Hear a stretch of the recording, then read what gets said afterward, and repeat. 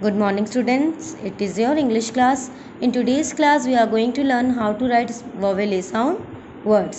अब तक हम लोग ने vowel A के बारे में पढ़ा है, रीडिंग किया है, उससे रिलेटेड एक्सरसाइज की है ताकि हमें ये पता चले कि vowel A साउंड वर्ड्स कैसे फॉर्म होते हैं। अब हम लोगों को ये पता चल गया ऐसे वर्ड जिसमें A आता है उसे vowel A साउंड वर्ड्स बोला जाता है, राइट। आज की क्लास में हम लोग ए साउंड वर्ड्स डायरेक्टली लिखना सीखेंगे ताकि जब आपको हम कोई डिक्टेशन बोलें, सपोज़ हमने बोला बैट लिखने को, तो अगर आपको वो लर्न होगा बैट का स्पेलिंग तभी आप लिख पाओगे, अदरवाइज आप नहीं लिख पाओगे, राइट। तो आज हम लोग डायरेक्टली ए साउंड वर्ड्स लिखेंगे। Okay, let's start doing. हमारे जो फर्स्ट 3 वर्ड्स हैं वो ए टी से रिलेटेड हैं, A T sound, A T at. तो ऐसे वर्ड्स हम लोग 3 वर्ड्स फर्स्ट लिखेंगे जिसमें लास्ट में ए टी आता हो। Okay, the first word is bat, B-A-T, bat. bat की स्पेलिंग होती है B-A-T, bat. तो हम यहाँ लिख देंगे B-A-T, bat. आप देख सकते हैं लास्ट में A-T आया है, ठीक।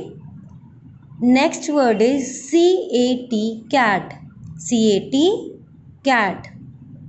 अब हम लिखेंगे नेक्स्ट वर्ड C-A-T, कैट। आप देख सकते हैं इसमें भी लास्ट में ए टी साउंड आया है। Third word is rat, R-A-T, rat. हमने ये 3 वर्ड्स ए टी साउंड से रिलेटेड देखे, एट जिसमें एट आता है लास्ट में, B-A-T, bat, C-A-T, cat, R-A-T, rat. अब हम लोग 3 वर्ड्स ऐसे लेंगे जिसमें ए डी एड आता है लास्ट में, A D Ed. Okay, the first word is B-A-D, bad, B-A-D, bad. M-A-D, mad, M-A-D, mad. S-A-D, sad, SAD, sad. आप ये 3 वर्ड्स में भी देख सकते हैं लास्ट में AD आया है। ओके, अब हम लोग लास्ट 3 वर्ड्स ऐसे लेंगे जिसमें लास्ट में AN, एन आएगा, AN, an. The first word is F-A-N, fan,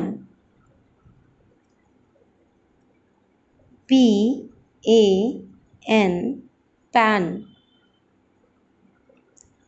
V-A-N, van, fan, pan, van।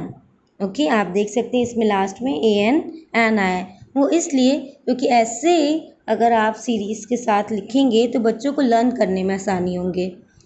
Okay, तो हमने आज लिखा B-A-T, bat, C-A-T, cat, R-A-T, rat, B-A-D, bat, M-A-D, mad, S-A-D, sad, F-A-N, fan, P-A-N, pan, V-A-N, van।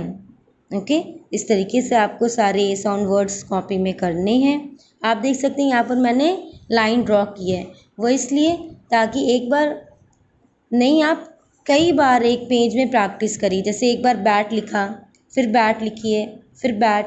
तो इस तरीके से बार बार जब आप लिखोगे तो आपको ज़्यादा प्रैक्टिस होगी और आपको स्पेलिंग लर्न करना और लिखने में भी आसानी होगी। Okay, do this in your notebook. Thank you.